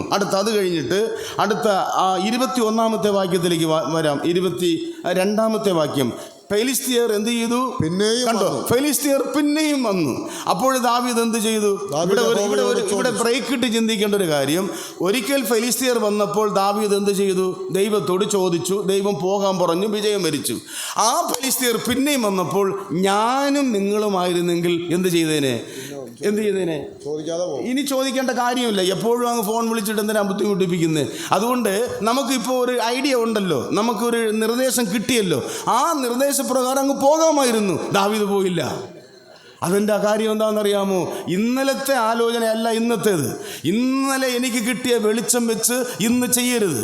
ചിലർ ഇന്ന് ചെയ്തുകൊണ്ടിരിക്കുന്നതെല്ലാം പണ്ടെങ്ങാനോ കിട്ടിയ ഒരു വെളിച്ചമാണ്. മനസ്സിലായോ? അന്നന്ന് ഓരോ ദിവസവും അവിടുത്തെ ശബ്ദം നമ്മൾ കേൾക്കണം. ദിവസം തോറും അവിടുത്തെ ശബ്ദം നമ്മൾ കേൾക്കണം. അതെങ്ങനെയാണെന്നുള്ളത് ഞാൻ നാളെ രാത്രിയിൽ പറയണമെന്ന് ആഗ്രഹിക്കുക. പ്രിയപ്പെട്ടവരെ, അവനെക്കുറിച്ചുള്ള ദൈവത്തിൻ്റെ ഹിതം ഓരോ വിഷയങ്ങൾക്കും ഓരോ വിധത്തിൽ ചോദിക്കുക. അങ്ങനെ ചോദിച്ചപ്പോൾ കിട്ടുന്ന മറുപടിയിൽ നിന്ന് ഈ പറഞ്ഞത് വ്യക്തമാകും. വായിച്ചാട്ടെ ബ്രദറെ. പിന്നെയും വന്ന് രഫായിം താഴ്വരയിൽ പരന്നു. ദാവീദ് യഹോവയോട് ചോദിച്ചപ്പോൾ, നീ നേരെ ചെല്ലാതെ അവരുടെ പിമ്പുറത്തുകൂടി വളഞ്ഞു ചെന്ന് മാഖാവൃക്ഷങ്ങൾക്ക് എതിരെ വെച്ച് അവരെ നേരിടുക. നിനക്ക് തീർച്ചയായിട്ടും അവരെ തോൽപ്പിക്കാൻ കഴിയുമെന്ന് പറഞ്ഞു. അങ്ങനെ തോൽപ്പിക്കുകയും ചെയ്തു. ഇവിടെ എന്താ കിട്ടുന്ന ഒരു പ്രത്യേകത? ഇന്നലെ കിട്ടിയ വെളിച്ചത്തിൻ്റെ രീതി ഒന്നായിരുന്നു. അതേ ആളുകളോട് ഇന്ന് പോകാൻ പറയുമ്പോൾ വേറൊരു യുദ്ധതന്ത്രമാണ് അവിടെ മെനയുന്നത്. അപ്പോൾ ഒരു വിഷയത്തിൽ, ഒരു കാര്യത്തിൽ ഒരിക്കൽ കിട്ടിയ ആ ദൈവഹിതം അന്ന് നമുക്ക് വെളിപ്പെട്ട ചിന്തകളായിരിക്കണമെന്നില്ല. അതുപോലെ വേറെ ഒരു വിഷയം വരുമ്പോൾ നമ്മൾ അവലംബിക്കേണ്ടത് അവിടെയുള്ള ദൈവഹിതം തിരിച്ചറിയാൻ നമുക്കിടയാകണം. ഇതിനാണ് ഇന്നലെ നമ്മൾ കേട്ടത്. ഇതിന് ഭൗതിക ജ്ഞാനം പോരാ, ആത്മീയ ബോധം വേണം. ഈ ഉള്ളിൻ്റെ കണ്ണ് എപ്പോഴും തുറന്നിരിക്കണം. ഈ ചെവി അവിടുത്തെ ആലോചന കേൾക്കാൻ തുറന്നിരിക്കണം. അത് കേൾക്കാനും കാണാനും കഴിയുമ്പോൾ അത് ചെയ്യാനുള്ള ഒരു സമർപ്പണമുള്ള കൈയും കാലും നമുക്കുണ്ടായിരിക്കണം. അതിനുവേണ്ടി പ്രതിഷ്ഠിക്കപ്പെട്ട ഒരു ജീവിതമായിരിക്കണം. അങ്ങനെയുള്ളവർക്ക് ദൈവഹിതം ചെയ്ത് മുമ്പോട്ട് പോകാൻ കഴിയും. അവർ തകരുകയില്ല, അവരുടെ ജീവിതം പരാജയപ്പെടുകയില്ല. 100% ഉറപ്പാണ് പ്രിയപ്പെട്ടവരെ. അതുകൊണ്ട് നമുക്ക് ശക്തമായിട്ട് മുമ്പോട്ട് പോകാം ദൈവഗത പ്രകാരം. അപ്പോൾ ഞാൻ അടുത്ത് പറയാൻ വരുന്നത്, ഈ രീതിയിൽ ചെറിയതോ വലിയതോ ഒന്നോ ഒന്നിലധികമോ ഏത് വിഷയങ്ങളായാലും ഓരോ കാര്യങ്ങൾക്കും ദൈവത്തോട് ആലോചന ചോദിച്ച്, അരുളപ്പാട് ചോദിച്ച്, കിട്ടുന്ന അരുളപ്പാടുകൾ പ്രകാരം മുമ്പോട്ട് പോയ ദാവീദ് പറഞ്ഞു തരുന്ന നമ്മുടെ ജീവിതത്തിൽ പ്രായോഗിക പാഠമെന്ന് പറയുന്നത്, നമ്മുടെ കുടുംബജീവിതത്തിൽ, വ്യക്തി ജീവിതത്തിൽ, സഭാ ജീവിതത്തിൽ, സാമൂഹിക ജീവിതത്തിൽ, സമസ്ത ജീവിത സംബന്ധമായ കാര്യങ്ങളിലും ഓരോ വിഷയങ്ങൾക്കും ദൈവഹിതം അറിയണം. ഓരോ കൊച്ചു കുഞ്ഞുങ്ങൾ ഇവിടെ ഉണ്ടെങ്കിൽ കേട്ട് ഗ്രഹിക്കാൻ പ്രാപ്തിയില്ലാത്ത ആരും ഇവിടെ ഇല്ലെന്നാണ് എനിക്ക് തോന്നുന്നത്. നിങ്ങൾക്ക് മനസ്സിലാകുന്നുണ്ട്. യുവതി യുവാക്കന്മാരായവരോട് പറയാം, പ്രായമുള്ള മാതാപിതാക്കളോട് പറയാം, കൂട്ട സഹോദരങ്ങളോട് പറയാം, നമ്മുടെ എല്ലാ വിഷയങ്ങൾക്കും ദൈവത്തിൻ്റെ ആലോചനയ്ക്ക് വളരെ പ്രസക്തിയുണ്ട്. അങ്ങനെയല്ല പലരും മുമ്പോട്ട് പോകുന്നത്. നമ്മുടെ ദൈവജനത്തിൻ്റെ ഇടയിൽ ഒരുപാട് പേർ താളപ്പുഴകൾ അനുഭവിക്കുന്നു. ദൈവഗത പ്രകാരം മുമ്പോട്ട് പോകാതെ ജീവിതത്തിൽ വഴിമുട്ടി നിന്ന് വളരെയേറെ കണ്ണുനീരിലും ടെൻഷനിലും ഒരുപാട് പ്രയാസങ്ങളിലും അകപ്പെട്ട് കിടക്കുന്നു. അങ്ങനെയുള്ള പ്രയാസങ്ങളിൽ നിന്ന് ഒഴിഞ്ഞു പോകുന്നതിന് ദൈവം നമ്മെ സഹായിക്കട്ടെ. ഒന്ന്, രക്ഷയുടെ വിഷയത്തിൽ ദൈവഗത അറിയണോ അറിയണ്ടിയോ? ഈ രക്ഷിക്കപ്പെടുന്ന വിഷയത്തിൽ ദൈവഹിതം അറിയണമെന്ന് ചോദിച്ചാൽ, ഇത് എല്ലാവരെയും കുറിച്ചുള്ള സാർവത്രികമായ ദൈവഹിതമാണ്. എന്നതാ? അവൻ സകല 1 തിമോഥെയോസ് 2:4 അവൻ സകല മനുഷ്യരും രക്ഷ പ്രാപിപ്പാനും സത്യത്തിൻ്റെ പരിജ്ഞാനത്തിൽ എത്തുവാനും ഇച്ഛിക്കുന്നു, ആഗ്രഹിക്കുന്നു. ദൈവത്തിൻ്റെ ഇഷ്ടമാണ്. എന്നതാണ്? എല്ലാവരും രക്ഷിക്കപ്പെടണമെന്നത് തന്നെയാണ് ദൈവത്തിൻ്റെ ഇഷ്ടം. പിന്നെ അതിലെന്ത് ദൈവഹിതമെന്ന് ചോദിച്ചാൽ, രക്ഷിക്കപ്പെടാനാണ് എല്ലാവരും രക്ഷിക്കപ്പെടാനാണ് ദൈവത്തിൻ്റെ ഹിതം. പക്ഷേ ഞാൻ ഒരാളിനെ രക്ഷിക്കപ്പെടുത്തുന്നത് ദൈവത്തിൻ്റെ, പറഞ്ഞത് മനസ്സിലായോ? ഞാൻ ഒരാളിനെ എൻ്റെ ബോധപൂർവമായ ഇടപെടലുകൾ കൊണ്ട് രക്ഷിക്കപ്പെടുത്തുന്നത് ദൈവഹിതമല്ല, രക്ഷിക്കപ്പെടുന്നത് ദൈവഹിതമാണ്. നിങ്ങൾക്ക് എന്ത് മനസ്സിലായി എന്ന് എനിക്കറിയത്തില്ല. അതായത് ഒരാളിനെ രക്ഷയിലേക്ക് നയിക്കുന്നതിൽ എൻ്റെ സ്വന്തം ചിന്തകളും എൻ്റെ സ്വാധീനതയും എനിക്ക് ആ ആളിന്മേലുള്ളതായ സ്വാതന്ത്ര്യവും ഒക്കെ ഉപയോഗിച്ചുകൊണ്ട് ബലാത്കാരമായിട്ട് ബ്രെയിൻ വാഷ് ചെയ്ത് ഞാൻ ഒരാളിനെ രക്ഷയിലേക്ക് അതെൻ്റെ സ്വന്തം കുഞ്ഞുങ്ങളെ ആയാലും നമ്മുടെ കുടുംബത്തിൽപ്പെട്ട ആളിനെ ആയാലും ചെയ്യരുത്. ഒരുപാട് അബദ്ധം നമ്മുടെ ഇടയിൽ അങ്ങനെ സംഭവിച്ചു കൊണ്ടിരിക്കുകയാണ്. ദൈവമാണ് രക്ഷിക്കുന്നത്. അതിനുവേണ്ടി നമുക്ക് കുറേ പങ്കുകളുണ്ട്. നമുക്ക് അവർക്ക് വേണ്ടി പ്രാർത്ഥിക്കാം, അവരോട് സുവിശേഷം പങ്കുവയ്ക്കാം, അവരുടെ രക്ഷയ്ക്കായിട്ട് നമുക്ക് എന്തൊക്കെ ഒരുക്കി കൊടുക്കാൻ പറ്റുമോ അതൊക്കെ ചെയ്തു കൊടുക്കാം. പക്ഷേ രക്ഷിക്കുന്നത് ആരായിരിക്കണം? അതാണ് ദൈവഹിതം. അവർ രക്തത്തിൽ നിന്നല്ല, ജഡത്തിൽ നിന്നല്ല, പുരുഷൻ്റെ ഇഷ്ടത്താലല്ല, പറഞ്ഞ് ഒടുവിൽ നിർത്തുന്നത് അറിയാമല്ലോ, ദൈവത്തിൽ നിന്നത്രേ. അങ്ങനെ ഒരു ബോധ്യം നമുക്കുണ്ടാകണം. അത് ദൈവത്തിൻ്റെ പ്രവൃത്തിയിൽ നമ്മൾ വിട്ടുകൊടുക്കണം. ഇന്ന് നമുക്ക് ചിലരെയൊക്കെ രക്ഷിക്കപ്പെടുത്തുന്ന ഒരു പ്രവൃത്തി പലയിടത്തും കാണുന്നുണ്ട് എന്നുള്ളത് ദുഃഖകരമായ ഒരു കാര്യമാണ്. ഈ ഗ്രൂപ്പ് ക്ലാസ്സുകളും ക്യാമ്പുകളിലും മറ്റുമൊക്കെ ചിലർക്ക് കൊടുത്തു കഴിഞ്ഞാൽ, 5 കുട്ടികളെ കൊടുത്തു കഴിഞ്ഞാൽ അവർ 2 ദിവസം കുട്ടികൾക്ക് ക്ലാസ് എടുക്കുമെങ്കിൽ ഉറപ്പായിട്ടും 5 പേരെയും എന്ത് ചെയ്തിരിക്കുമെന്നറിയാമോ? രക്ഷിക്കപ്പെടുത്തിയിരിക്കും. ഇത് നിങ്ങളെന്നെ തെറ്റിദ്ധരിക്കരുത്. ഞാൻ ഈ പറയുന്നത് എന്താണെന്നുള്ളത് മനസ്സിലാക്കുക. അത് പൂർണ്ണമായും ദൈവാത്മാവിൻ്റെ പ്രവൃത്തിക്ക് വിട്ടുകൊടുക്കുക. ഞാനത് പറയുമ്പോഴൊക്കെ പറയുന്നൊരു ഉദാഹരണമുണ്ട്. ഈ ഒരു കോഴിമുട്ട വിരിഞ്ഞ് കുഞ്ഞ് പുറത്തു വരാൻ നമ്മൾ ചെയ്യുന്നത് എന്നതാ? അമ്മ കോഴിയുടെ ചിറകിനടിയിൽ മുട്ട വെച്ച് കൊടുക്കുന്നു. എത്ര ദിവസം ആടയിരിക്കുന്നത്? 21 ദിവസം. 21 ദിവസമൊന്നും വേണ്ട, ഒരു 10, 18, 19 ആയി വരുമ്പോഴേ അതാണ്ട് അതിൻ്റെ ലക്ഷണങ്ങളൊക്കെ കണ്ടു കൊടുക്കും. പണ്ട് ഞാൻ എൻ്റെ കുട്ടിക്കാലത്ത് വീട്ടിൽ അമ്മ ഈ പരിപാടി ചെയ്യാറുണ്ട്. പക്ഷേ വെച്ച് കഴിഞ്ഞാൽ ഒരു ആകാംക്ഷ, ഇനി ഇതൊന്ന് വിരിഞ്ഞ് കാണണം. അതിന് വേണ്ടിയിട്ട് എപ്പോഴും ചെന്ന് അതിനെ ശല്യപ്പെടുത്തുന്ന ഒരു പരിപാടിയുണ്ട്. അതിനടുത്ത് പോകുമ്പോൾ അറിയാമല്ലോ, അടയിരിക്കുന്ന കോഴികൾക്കൊരു പ്രത്യേകതയുണ്ട്. അതിൻ്റെ പരിസരത്ത് പോകാൻ പറ്റത്തില്ല. പോയി കഴിഞ്ഞാൽ ബഹളം വയ്ക്കുന്ന അപ്പോൾ അമ്മയ്ക്കറിയടാ അങ്ങ് പോയോന്നൊക്കെ ചോദിച്ച് ബഹളം വയ്ക്കാറുണ്ട്. അപ്പോൾ ഞാൻ പറയാൻ വരുന്നത്, ഒരു 19-20 ദിവസമൊക്കെ ആയി വന്നപ്പോൾ പിതുക്കെ ആ ചിറക് പൊക്കി നോക്കി ഒരു മുട്ട എടുക്കുമ്പോൾ കാണാം അതിൻ്റെ ആ ഒരു ഭാഗം, അതിൻ്റെ മോടെ ഒന്ന് ചെറുതായിട്ടൊന്ന് പൊട്ടിയിരിക്കുന്നു. കുഞ്ഞു കോഴിയുടെ ആ കുഞ്ഞു കൊമ്പ് അതിലൂടെ ഇങ്ങനെ പുറത്ത് കാണുന്നു. അപ്പോൾ ഞാൻ പറയാം, പാവം കോഴി ഇത്രയും ദിവസം അതിൻ്റെ ചിറകിൻ്റെ കീഴിൽ വെച്ച് ഇത്രയും പരുവത്തിലാക്കി തന്നു. ബാക്കി ഞാൻ കോഴിയോട് പറയാം, ഞാനും കൂടെ ഒന്ന് ഹെൽപ്പ് ചെയ്ത് തരാം എന്ന് പറഞ്ഞിട്ട് ബാക്കി ബാക്കി ഭാഗം ഒന്ന് പൊളിച്ചിട്ട് വെച്ച് കൊടുത്താൽ എന്തായിരിക്കും സ്ഥിതി? അപ്പോൾ കോഴി പറയും, നിൻ്റെ സഹായം വേണ്ട മോനെ, നിൻ്റെ സഹായം വേണ്ട. ഈ പരുവത്തിലാക്കാൻ പറ്റിയെങ്കിൽ ബാക്കി കാര്യവും ഞാൻ ചെയ്യാം. പറഞ്ഞത് മനസ്സിലായി കാണും. ഞാൻ പറയട്ടെ, ദൈവത്തിൻ്റെ പ്രവൃത്തിയാണത്. അതാണ് ദൈവഹിതം. പൂർണ്ണമായും ദൈവത്തിൽ നിന്ന് ജനിക്കുക. അപ്പോൾ നമ്മൾ ഒരു രക്ഷയുടെ വിഷയത്തിൽ ഒരു വ്യക്തിയുടെ മേലും മാനുഷികമായ കൈകടത്തൽ നടത്തരുത്. എന്നാൽ ആരും നശിച്ചു പോകുന്നത് ദൈവത്തിൻ്റെ ഇഷ്ടമല്ല. അതിനുവേണ്ടി നമുക്ക് എന്ത് ചെയ്യാനൊക്കുമോ അതൊക്കെ ചെയ്യുക.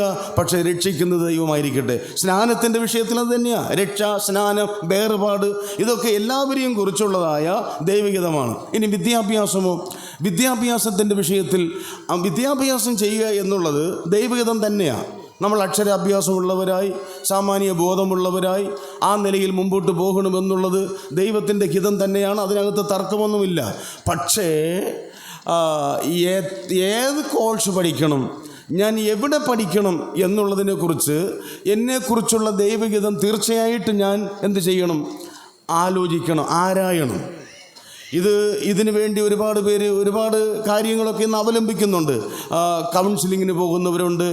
പിന്നെ ഇപ്പം പിന്നെ പിള്ളേരുടെ കാര്യം മാതാപിതാക്കൾക്ക് പോലും ഒരു പങ്കില്ല. കാരണം അവർ തന്നെ പറഞ്ഞിട്ട് വരിക, ഞങ്ങളെ ഒരു ഗ്രൂപ്പാണ്, ഞങ്ങൾ ഗ്രൂപ്പിൽ ചർച്ച ചെയ്ത് ഞങ്ങളൊരു 5 പേർ ഒരു തീരുമാനം എടുത്തിട്ടുണ്ട്, ഞങ്ങൾ 5 പേരും കൂടെ ഇന്ന ഒരു കോഴ്സിലേക്ക് പോവുകയാണ്. അതിനൊക്കെ ഇങ്ങ് വിട്ടുകൊടുക്കുക. അല്ലാതെ മാതാപിതാക്കൾക്ക് പോലും ഇപ്പോൾ അതിനകത്തൊരു പങ്കുണ്ടോ എന്നുള്ളത് തിരിച്ച് ചിന്തിക്കേണ്ടതായിരിക്കുന്നു. ഞാൻ യുവാക്കന്മാരായ സഹോദരങ്ങൾ ഇവിടെ ഇരിപ്പുണ്ടെങ്കിൽ ഞാൻ പറയാം, നിങ്ങൾ ഏത് കോളേജിൽ പഠിക്കണം, ഏത് ഹയർ സ്റ്റഡി പഠിക്കണം, അത് എവിടെയായിരിക്കണം എന്നതിനെക്കുറിച്ച് വ്യക്തമായ ഒരു ദൈവഹിതം നിങ്ങൾ അറിയണം, ആരായണം. അതിന് എന്ത് ചെയ്യണം? ഇവിടെ നമ്മൾ കേട്ടുകൊണ്ടിരിക്കുന്നത് മനസ്സിലായല്ലോ. ദൈവത്തിൻ്റെ മുമ്പാകെ മുട്ടുകുത്തുക.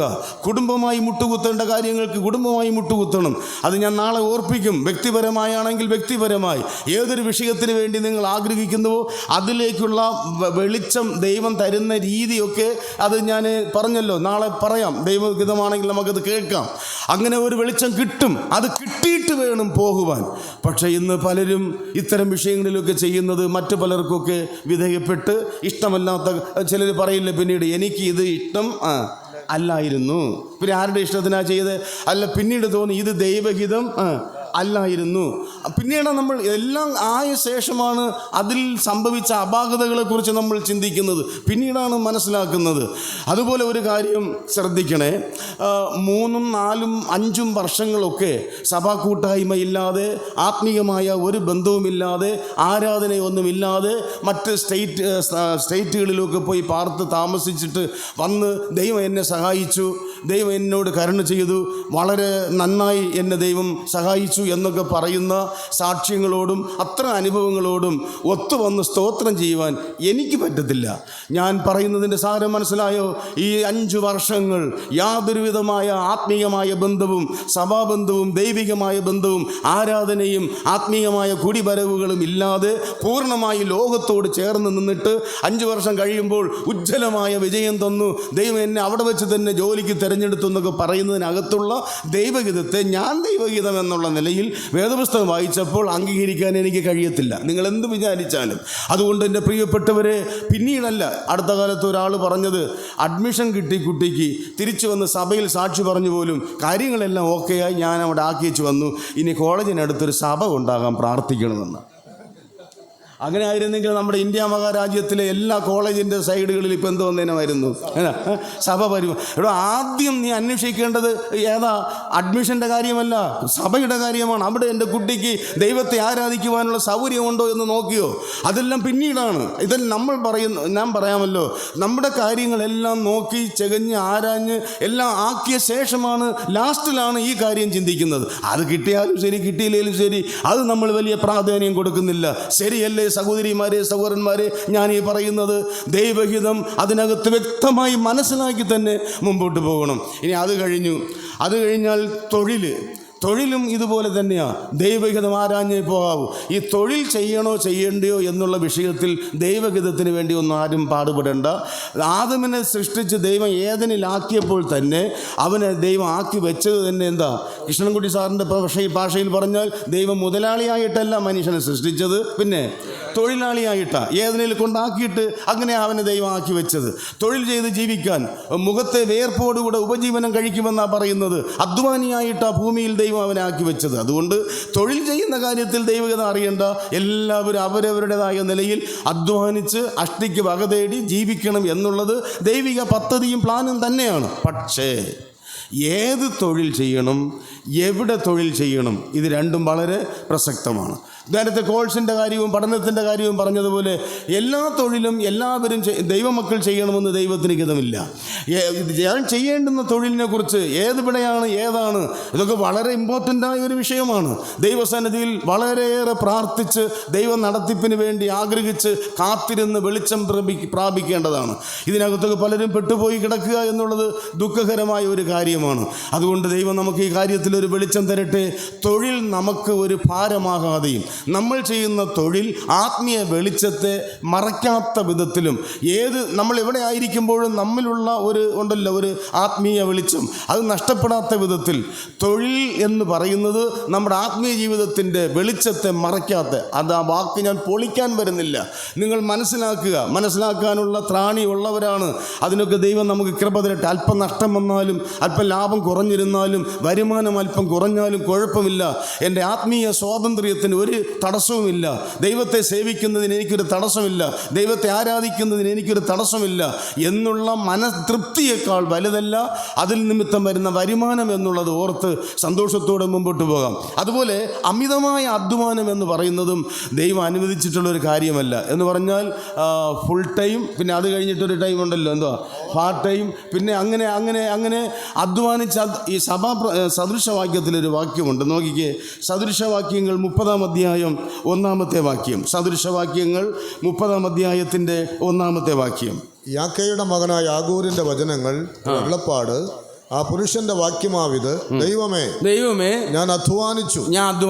ദൈവമേ ഞാൻ അധ്വാനിച്ച് ക്ഷയിച്ചിരിക്കുന്നു. ഞാൻ അധ്വാനിച്ച് എന്തായി? ക്ഷയിച്ചിരിക്കും. ഈ പരുവത്തിലായി. കഷ്ടം. ഈ മതി. ചിലരെയൊക്കെ കണ്ടാൽ നമുക്ക് പറയാൻ തോന്നും, മതി ബ്രദറെ, ഇനി അങ്ങ് നിർത്തിക്കോ. അധ്വാനിച്ച് ഈ പരുവത്തിലായി. ചിലപ്പോഴൊക്കെ മാതാപിതാക്കൾ മക്കളോട് പറയും, എടാ ഞാൻ നിനക്ക് വേണ്ടിയാ ഇത്രയും എന്ത് ചെയ്തത്, കഷ്ടപ്പെട്ടത്, അതാ കുഴപ്പം. ആ കുഴപ്പം. ഇനി അവരങ്ങ് അധ്വാനിച്ചോട്ടെ. നമുക്കറിയാം, ഞാൻ തുറന്നൊരു കാര്യം പറയാം, മക്കൾക്ക് വേണ്ടി ചരദിക്കാനേ ദൈവം നമ്മോട് കൽപ്പിച്ചിട്ടുള്ളൂ. അവരുടെ മക്കൾക്കും വേണ്ടി കരുതാൻ ഉണ്ടോ? പ്രമാണമുണ്ടോ? ഇല്ല. അതാര് കരുതും? അത് അവർ കരുതിക്കോട്ടെ. മക്കളുടെ മക്കൾക്കായി കരുതിക്കൊള്ളട്ടെ. നമ്മുടെ കടപ്പാടുകൾ അധ്വാനിച്ച് അവസാനം നിർത്തുന്നു ഞാൻ. ആകയാൽ തൊഴിലിൻ്റെ കാര്യത്തിൽ എവിടെ ചെയ്യണമെന്നും എങ്ങനെ ചെയ്യണമെന്നും ദൈവഹിതമുണ്ട്. അതനുസരിച്ച് തന്നെ മുമ്പോട്ട് പോകാനിടയാകട്ടെ. അതുപോലെ ഭവന നിർമ്മാണം ദൈവവചനത്തിൽ വ്യവസ്ഥയുണ്ട്. യാക്കോബിനെ നമുക്ക് ദൃഷ്ടാന്തമായി എടുക്കാം. യാക്കോബ് ഉൽപ്പത്തി പുസ്തകത്തിൽ വരാം. ഉൽപ്പത്തി പുസ്തകം 31-ാം അധ്യായം 3-ാമത്തെ വാക്യം വായിച്ച്. ഉൽപ്പത്തി പുസ്തകം 31-ന്റെ 3-ാമത്തെ അപ്പോൾ യഹോവ യാക്കോബിനോട് നിന്റെ പിതാക്കന്മാരുടെ ദേശത്തേക്കും നിന്റെ ചാർച്ചക്കാരുടെ അടുക്കലേക്കും മടങ്ങിപ്പോക്കളാൻ പറഞ്ഞു. ഇന്നലെ നമ്മൾ കണ്ടതാ ഇതിൻ്റെ 2-ാം വാക്യം. എപ്പോഴാണ് ഇത് പറഞ്ഞത്? അമ്മാവിൻ്റെ മുഖം തലേ ദിവസത്തതുപോലെ അല്ല എന്ന് കണ്ടപ്പോൾ, മുഖപാപത്തിൻ്റെ ഭാവഭേദങ്ങൾ കണ്ട് അദ്ദേഹം വീട്ടിലേക്ക് പോകാൻ തീരുമാനിച്ചു. അപ്പോൾ ദൈവം പറഞ്ഞു പൊക്കളാൻ പറഞ്ഞു. നേരെ ബേതേലിലേക്ക് തന്നെ വിട്ടോളാൻ പറഞ്ഞു. അപ്പോൾ ദൈവഹിതം ഇവൻ തിരിച്ച് ബേതേലിലേക്ക് പോകുക എന്നത് തന്നെ. വീണ്ടും 13-ാമത്തെ വാക്യം നീ തൂണിനെ അഭിഷേകം ചെയ്യുകയും എന്നോട് നേർച്ച നേരുകയും ചെയ്ത സ്ഥലമായ ബേഥേലിന്റെ ദൈവം ആകുന്നു ഞാൻ. ആകയാൽ എഴുന്നേറ്റ് ഈ ദേശം വിട്ട് നിന്റെ ജന്മദേശത്തേക്ക് പോകാനാ പറഞ്ഞത്. ആ അരുളപ്പാടുകൾ കേട്ട് ആ ദൈവഹിതം അറിഞ്ഞ് മുമ്പോട്ട് പോയ യാക്കോബ് എവിടെ പുരപണിത് പാർത്തത്? നോക്കിക്കോ, 31-ന്റെ 16-ാമത്തെ വാക്യം, അല്ല 33-ന്റെ 17-ാമത്തെ വാക്യം. 33-ന്റെ 17. യാക്കോബോ സുക്കോത്തിന് യാത്ര പുറപ്പെട്ടു, തനിക്കൊരു വീട് പണിതു, കന്നുകാലിക്കൂട്ടത്തിന് തൊഴുത്തുകളും കെട്ടി. ബേതേലിലേക്കാണ് ദൈവം പറഞ്ഞു വിട്ടത്. പക്ഷേ ഇവൻ ബേതേലിലേക്ക് പോകുന്ന വഴിയിൽ സുക്കോത്തിൽ എന്ത് ചെയ്തു? വീട് വെച്ച് പാർത്തു. അവിടെയാണ് അവൻ പുരപണിത്, കന്നുകാലികൾക്ക് തൊഴുത്തുണ്ടാക്കി അവിടെ അങ്ങ് കുറേ കാലം പാർക്കുന്നു. ഇവിടെ പാർക്കുമ്പോഴാണ് ചരിത്രത്തിൽ ഒരിക്കലും സംഭവിക്കാൻ പാടില്ലാത്ത അതിദാരുണവും അത്യന്തം ഹീനവുമായ ചില പ്രവൃത്തികൾ യാക്കോബിൻ്റെ കുടുംബത്തിൽ സംഭവിക്കുന്നത്. അതിൻ്റെ തിക്താനുഭവങ്ങളെല്ലാം മട്ടോളം വലിച്ചു കുടിച്ച ശേഷം വീണ്ടും ദൈവത്തിൻ്റെ അരുളപ്പാട് പറയുന്നത് നോക്കിക്കേ. 35-ാം അധ്യായം 1-ാമത്തെ വാക്യം. 35-ന്റെ 1-ാമത്തെ വാക്യം. അനന്തരം ദൈവം യാക്കോബിനോട് നീ പുറപ്പെട്ട് ബഥേലിൽ ചെന്ന് കണ്ടോ? എത്ര പ്രാവശ്യം പറഞ്ഞതാ ബഥേലിലേക്ക് പോ എന്ന്. ഇപ്പോൾ നോക്കിക്കേ, സുക്കോത്തിൽ പാർത്ത് പുരപണിത് അവിടെ താമസിച്ച് അതിൻ്റെ ഫലമായിട്ടുണ്ടായ കുറേ കയ്പ് നീര് കുടിച്ച ശേഷം വീണ്ടും ദൈവം പറയുക. അതിനകത്ത് എഴുതി ചേർക്കേണ്ട ഒരു വാക്ക്, ഞാൻ നിന്നോട് പറഞ്ഞില്ലേ സുക്കോത്തിൽ പാർക്കരുത്, നേരെ ബേഥേലിലേക്ക് പൊക്കോളാൻ പറഞ്ഞില്ലേ? നീ ഇവിടെ പാർത്തു, അനുഭവിച്ചല്ലോ, വീണ്ടും പൊക്കോളാൻ പറഞ്ഞു. അപ്പോൾ അതിലും ഉണ്ടൊരു ദൈവഹിതം. നമ്മൾ എവിടെ താമസിക്കണം, ഏത് പ്രദേശത്ത് പാർക്കണം, അതിലൊക്കെ അവരവർ ദൈവസന്നിധിയിൽ പ്രാർത്ഥിച്ച് വ്യക്തമായ വെളിച്ചം ലഭിച്ച് വേണം മുമ്പോട്ട് പോകുവാൻ. അപ്പോൾ ദാവീദിൻ്റെ ഓരോ മേഖലകളിലും ഞാൻ പറയട്ടെ, ജീവിതത്തിൻ്റെ അടുക്കള മുതൽ പൂമുഖം വരെയും, അതുപോലെ ജീവിതത്തിൻ്റെ ശൈശവകാലം മുതൽ ജീവിത സായാഹ്നം വരെയും ഏതെല്ലാം കാര്യങ്ങളെക്കുറിച്ച് നമുക്ക് ദൈവഹിതം അറിയണമോ, ഏതെല്ലാം കാര്യങ്ങൾ ജീവിത സംബന്ധമായി ഉണ്ടോ, അതിനെല്ലാം കുറിച്ച് ദൈവഹിതം അറിഞ്ഞേ മതിയാകൂ. അറിഞ്ഞു വേണം നമ്മൾ മുമ്പോട്ട് പോകുവാൻ. ഇതുപോലെ നിർണായകമായ ഒരു കാര്യമാണ് നമ്മുടെ വിവാഹ ജീവിതം എന്ന് പറയുന്നത്. വിവാഹ ജീവിതത്തിലെ ദൈവഹിതം എങ്ങനെയാണ്? അതിനും ഞാൻ പറയാം, വിവാഹ ജീവിതത്തിൽ ദൈവഹിതം അറിയേണ്ട കാര്യമുണ്ടോ? എല്ലാവരെയും കുറിച്ചുള്ള ദൈവത്തിൻ്റെ ഹിതം എന്തായിരിക്കണമെന്നതാ. വിവാഹം എല്ലാവർക്കും മാന്യം. ആരും അവിവാഹിതരായി ജീവിക്കണമെന്ന് ദൈവം ആഗ്രഹിക്കുന്നില്ല. ഞാനതിൻ്റെ ഒരു വശം കിടപ്പുണ്ട്, ഞാനതിവിടെ ഇപ്പോൾ പറയുന്നില്ല, പറയേണ്ട കാര്യവുമില്ല. മൊത്തത്തിൽ ടോട്ടലായി പറഞ്ഞാൽ എല്ലാവരും വിവാഹിതരായി കുടുംബജീവിതം ചെയ്യണമെന്നത് ദൈവത്തിൻ്റെ ഹിതം തന്നെയാണ്. പക്ഷേ ഒരു വിശ്വാസിയെ സംബന്ധിച്ചിടത്തോളം ഇത് വളരെ പ്രധാനപ്പെട്ട ഒരു വിഷയമാണ്. ആരെ വിവാഹം കഴിക്കണം എന്നുള്ളത് വളരെ ഇമ്പോർട്ടൻ്റായ ഒരു വിഷയമാണ്. ആരെയാ വിവാഹം കഴിക്കേണ്ടത്? 2 കൊരിന്ത്യർ 6-ന്റെ 14-ാമത്തെ വാക്യം നമുക്കറിയാം. എപ്പോഴും നമ്മൾ ഓർക്കുന്ന ഒരു വാക്യമാണ്, അവിശ്വാസിയുമായി. അപ്പോൾ രക്ഷിക്കപ്പെട്ട് സ്നാനപ്പെട്ട് വേർപെട്ട ഒരു ദൈവ പൈതൽ, ആൺകുട്ടിയായാലും പെൺകുട്ടിയായാലും, അതുപോലെ രക്ഷിക്കപ്പെട്ട് സ്നാനപ്പെട്ട് വേർപെട്ട് വന്ന ഒരു വിശ്വാസിയെ തന്നെ വിവാഹം കഴിക്കാവൂ. 1 കൊരിന്ത്യർ 7-ാം അധ്യായം 20-ാമത്തെ വാക്യം നോക്കിക്കേ. 1 കൊരിന്ത്യർ 7-ാം അധ്യായത്തിൻ്റെ 20-ാമത്തെ വാക്യം. ആ വിഷയത്തിന്മേൽ ലഭിക്കുന്ന വ്യക്തമായ ഒരു വെളിപ്പെടുത്തലാണത്. വായിച്ചാട്ടെ. 1 കൊരിന്ത്യർ 7:39 വാക്യം. ഭർത്താവ് ജീവിച്ചിരിക്കുന്ന കാലത്തോളം സ്ത്രീ ബന്ധിക്കപ്പെട്ടിരിക്കുന്നു. അടുത്ത പരി. ഭർത്താവ് മരിച്ചുപോയാൽ അതിന്റെ ലാസ്റ്റ് ഭാഗം വായിച്ച ബ്രദറെ. കർത്താവിൽ വിശ്വസിക്കുന്നവനുമായി മാത്രമേ ആരെ വിവാഹം കഴിക്കാം? കർത്താവിൽ വിശ്വസിക്കുന്നവനുമായി. അടുത്ത് കർത്താവിൽ വിശ്വസിക്കുന്നവളുമായി. കർത്താവിൽ വിശ്വസിക്കുന്നവൻ കർത്താവിൽ വിശ്വസിക്കുന്നവളുമായി. കർത്താവിൽ വിശ്വസിക്കുന്നവൾ കർത്താവിൽ വിശ്വസിക്കുന്നവനുമായി. ഇതാണ് ദൈവിക പ്രമാണം. ഇതിനെ എത്രയോ വ്യക്തമായി ദൈവവചനത്തിൽ ദൈവാത്മാവ് വെളിപ്പെടുത്തി തന്നിട്ടുണ്ട്. 1-2 വാക്യങ്ങൾ പറയാതിരിക്കാൻ നിവൃത്തിയില്ല. നോക്കാം, നമുക്ക് പഴയ നിയമത്തിലേക്ക് പോകാം. ആവർത്തന പുസ്തകം 7-ാം അധ്യായം അതിൻ്റെ 1 മുതലുള്ള ചില വാക്യങ്ങൾ. ആവർത്തന പുസ്തകം 7-ാം അധ്യായം 1 മുതലുള്ള വാക്യങ്ങൾ നോക്കുക. ആവർത്തനം 7:1 മുതൽ. നീ കൈവശമാക്കുവാൻ ചെല്ലുന്ന ദേശത്ത് നിന്നെ കടത്തുകയും നിന്നേക്കാൾ പെരുപ്പവും ബലവുമുള്ള ജാതികളായ ഹിത്യർ, ഗിർഗശ്യർ.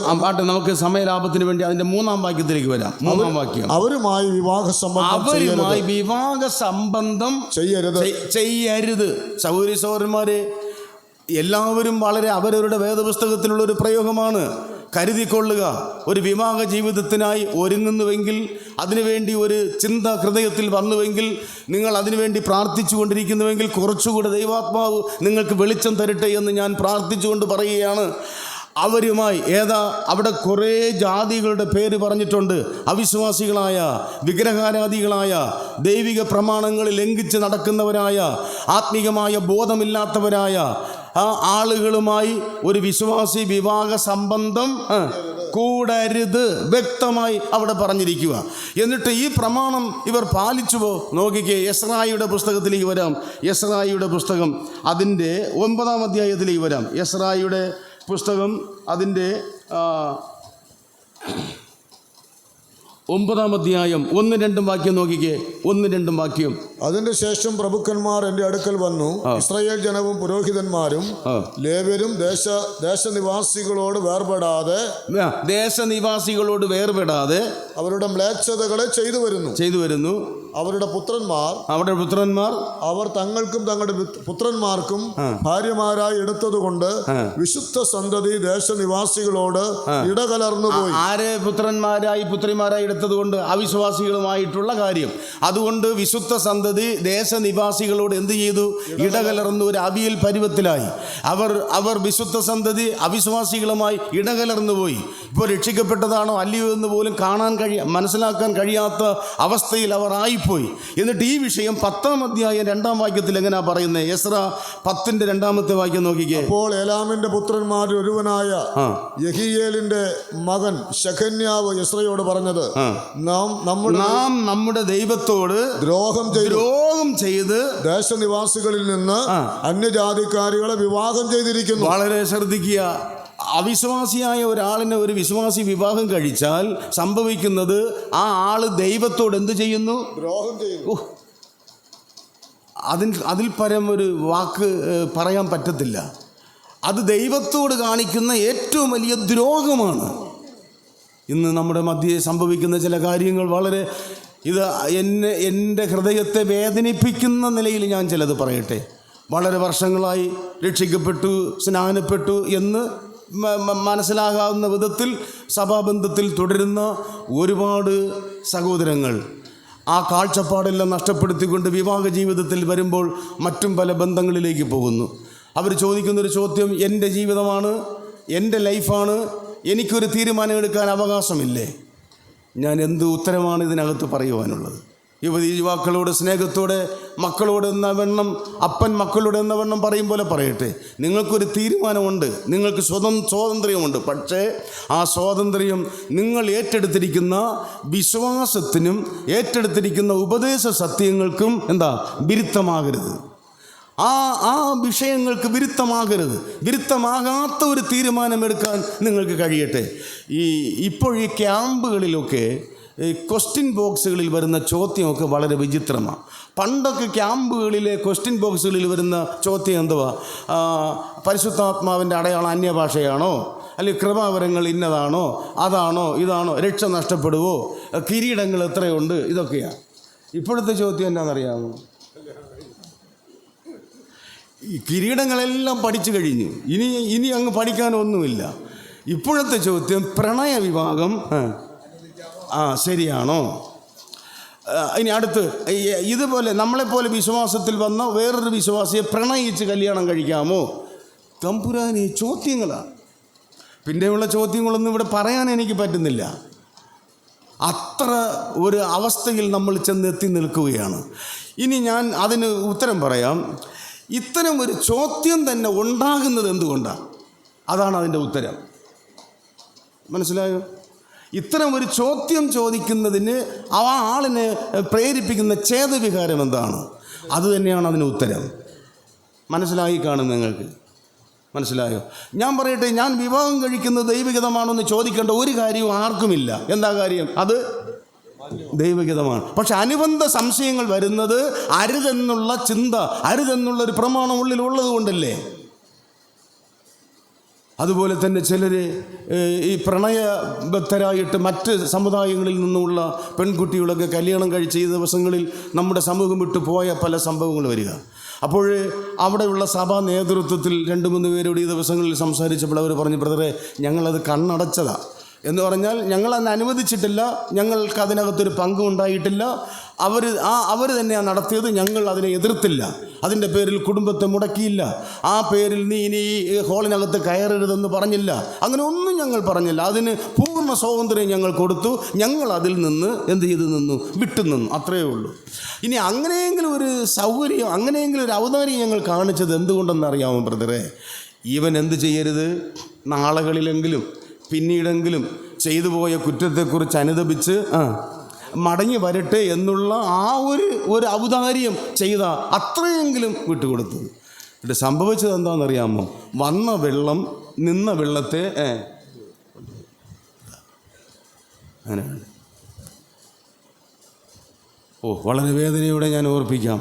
കാൽവറിയിലെ ക്രൂസിൽ എനിക്ക് വേണ്ടി ചങ്ക് തകർന്ന് അവസാനത്തുള്ളി രക്തം വരെ ഊറ്റിത്തന്ന എൻ്റെ പ്രാണനാഥനേക്കാൾ ഒരു ദിവസത്തെ ഐസ്ക്രീം വാങ്ങി തന്നവൻ്റെ പുറകെ പോകുന്ന ആളിൻ്റെ വിശ്വാസം എന്ത് വിശ്വാസമാണെന്നുള്ളത് താഴ്മയോടെ അവരവർ ചിന്തിക്കാൻ വേണ്ടി ഞാനിവിടെ ഓർപ്പിക്കുക. ദൈവഹിതം വൈവാഹിക ജീവിതത്തിൽ. അടുത്തിടെ ഒരാൾ പറഞ്ഞത്, ആലോചനയ്ക്ക് വേണ്ടി പോയിട്ട് വീട്ടിൽ അപ്പം വന്നപ്പോൾ അമ്മ ചോദിച്ചെന്നാണ്, എങ്ങനെയുണ്ട് ചെറുക്കൻ? അടിപൊളി ചെറുക്കനാണ്, ഇതുപോലൊരു ചെറുക്കനെ ഇനി കിട്ടാൻ സാധ്യതയില്ല. അപ്പോഴമ്മ ചോദിച്ചെന്നാൽ രക്ഷിക്കപ്പെട്ടതാണോ? അതിനും അവൻ മടിക്കില്ല കേട്ടോ. വേണമെങ്കിൽ അവൻ രക്ഷിക്കപ്പെടും. എങ്ങനെയുണ്ട് നമ്മുടെ തീരുമാനങ്ങളും നമ്മുടെ കാഴ്ചപ്പാടുകളും? ആകയാൽ ദൈവഹിതമെന്ന് പറയുന്നത് നമ്മുടെ ജീവിതത്തിൽ പാലിക്കാൻ അല്പത്യാഗവും അല്പസമർപ്പണവും നമുക്ക് അനിവാര്യമാണ്. ഞാനിവിടെ 2 പ്രധാന വിഷയങ്ങളാണ് വിശദീകരിച്ചത്. ഒന്ന്, ദൈവഹിതത്തിനായി ദൈവസന്നിധിയിൽ സമർപ്പിച്ച് കാത്തിരിക്കുക. 2, ദൈവഹിതത്തിനായി സ്വന്തം ബുദ്ധിയിൽ ഊന്നാതിരിക്കുക. 3-ാമത് വാക്യം പറഞ്ഞങ്ങ് നിർത്താൻ പോകുന്നു. റോമർ 12:2. നന്മയും പ്രസാദവും പൂർണ്ണതയുമുള്ള ദൈവഹിതം ഇന്നതെന്ന് തിരിച്ചറിയേണ്ടതിന് അവിടെ 2 കാര്യങ്ങൾ പറയുന്നുണ്ട്. ഒന്ന്, ഈ ലോകത്തിന് അനുരൂപമാകാതെ. 2, മനസ്സ് പുതുക്കി. ഈ 2 വ്യവസ്ഥകളും നിർബന്ധമാണ്. അല്ലാത്തവർക്ക് ദൈവഹിതം വെളിപ്പെടുക ഇല്ല തന്നെയാണ്. ലോകത്തോടൊത്ത് ലോകത്തെ പോലെ ജീവിക്കുന്ന ഒരു മനുഷ്യന് എങ്ങനെയാണ് ദൈവഹിതം വെളിപ്പെടുക? മനസ്സ് പുതുക്കി രൂപാന്തരപ്പെടുവാൻ മനസ്സില്ലാത്ത ഒരാളിന് മനസ്സിനെ കല്ലിപ്പിക്കുന്ന പാറ പോലെ ആക്കി അനുദപിക്കുവാനും മാനസാന്തരപ്പെടുവാനും മനസ്സില്ലാതിരിക്കുന്ന ഒരു വ്യക്തിക്ക് ദൈവാത്മാവിൻ്റെ ആലോചന കിട്ടുക എന്നുള്ളത് വളരെ വിഷമകരമായ ഒരു കാര്യമാണ്. അതുകൊണ്ട് വ്യവസ്ഥ ലോകത്തിന് അനുരൂപമാകാതെ മനസ്സ് പുതുക്കി രൂപാന്തരപ്പെടുവാൻ നമുക്കിടയാകട്ടെ. ഒരു കൈത്തോടിലെ വെള്ളം നിങ്ങൾ സങ്കല്പിക്കുക. ആ വെള്ളത്തിൻ്റെ ഒഴുക്കിനനുസരിച്ച് പോകുന്ന ഒരു മത്സ്യത്തെ മനസ്സിൽ കാണുക. ഉറപ്പായിട്ടും ആ മത്സ്യം ജീവനുള്ള മത്സ്യമല്ല, അത് ചത്ത മത്സ്യം തന്നെയാണ്. എന്നാൽ ആ വെള്ളത്തിൻ്റെ തിരമാലകളെ കീറി മുറിച്ചുകൊണ്ട് എതിർദിശയിലേക്ക് നീന്തുവാൻ തുടിക്കുന്ന വെമ്പൽ കൊള്ളുന്ന ഒരു കുഞ്ഞു മത്സ്യത്തെ നോർക്കിക്കെ അതിൻ്റെ കുഞ്ഞു ചിറവുകളടിച്ച് കവളിലൂടെ വെള്ളമെടുത്ത് ശ്വാസോച്ഛ്വാസം ചെയ്ത് അതിങ്ങനെ മുമ്പോട്ട് പോകാനായി കുതിക്കുവാൻ അതിൻ്റെ ത്രാണി കുറവായിരിക്കാം. പക്ഷേ അതങ്ങനെ എതിർദിശയിലേക്ക് പോകാൻ ശ്രമിക്കുമ്പോൾ ഒരു കാര്യം ഉറപ്പാണ്, അതാണ് ജീവനുള്ള മത്സ്യം. ഈ ലോകത്തിൻ്റെ ഒഴുക്കിൽപ്പെട്ട് അതിനനുസരിച്ച് കോലം കിട്ടിപ്പോകാതെ നേരെ എതിർ ദിശയിലേക്ക് കാഴ്ചപ്പാടുള്ളവരായി സമർപ്പണമുള്ളവരായി ജീവിക്കുന്ന ഒരു ദൈവപൈതലിന് ദൈവത്തിൻ്റെ ഹിതം വെളിപ്പെടുക തന്നെ ചെയ്യും. അവനെ ദൈവം മാനിക്കും, അനുഗ്രഹിക്കും. അതിന് സമർപ്പിച്ചു കൊടുത്ത് നമുക്ക് മുമ്പോട്ട് പോകുന്നതിന് ഈ ചിന്തകൾ ഉപകരിക്കട്ടെ എന്ന് പ്രാർത്ഥിച്ചുകൊണ്ട് ഞാനിവിടെ നിർത്തുന്നു. തുടർച്ച അടുത്ത ക്ലാസ്സിൽ നമുക്ക് കേൾക്കാം.